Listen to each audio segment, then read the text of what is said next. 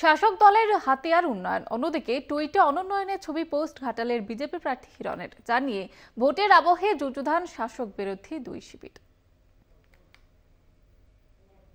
পশ্চিম মেদিনীপুরে 4টি গ্রামকে মডেল গ্রাম হিসেবে গড়ে তোলার সিদ্ধান্ত জেলা প্রশাসনের। যে গ্রামগুলিকে মডেল গ্রাম হিসেবে তৈরি করা হবে তার মধ্যে রয়েছে শহীদ ক্ষুদিরাম বসুর জন্মস্থান কেশপুরের মোহবনী গ্রামও। আগে অবিভক্ত মেদিনীপুর জেলার অংশ ছিল সেটি, এখন পশ্চিম মেদিনীপুরের অংশ।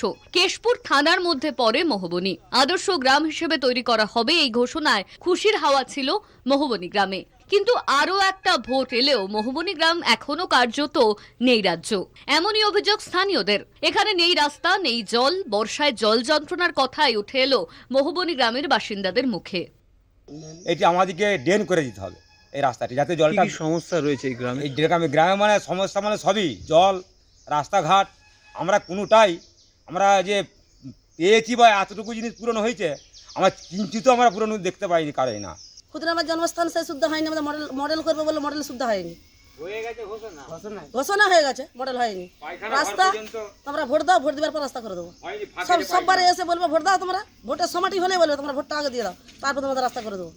এইসব করে নিয়ে ভোট চলে গেলে কোথাও কিছু নেই। যখন এবারে বলতে আছি এইসব কথা, আমরা কি করবো?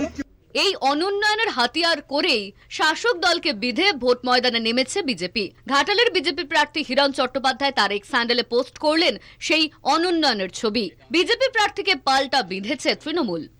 জেলার যিনি বিজেপির ক্যান্ডিডেট বা যিনি প্রার্থী, তিনি প্রাবলের প্রলাপ বকছেন।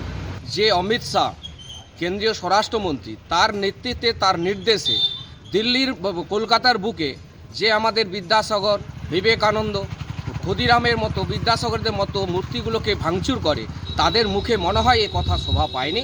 হাসতে হাসতে যিনি দেশের জন্য ফাঁসির মঞ্চে উঠেছিলেন সেই ক্ষুদিরামের জন্মভিটেও এখন ভোট ইস্যু। 25শে মে মেদিনীপুর ঘাটালে ভোট। তার আগে হিরণের পোস্টে কি অস্বস্তিতে তৃণমূল? দেবে সবে পাত্তা দিতে নারাজ তৃণমূলও কনফিডেন্ট। তৃণমূলের দাবি, বিজেপির এসব ছেদ অভিযোগে মমতার উন্নয়নকে চাপা দেওয়া যাবে না।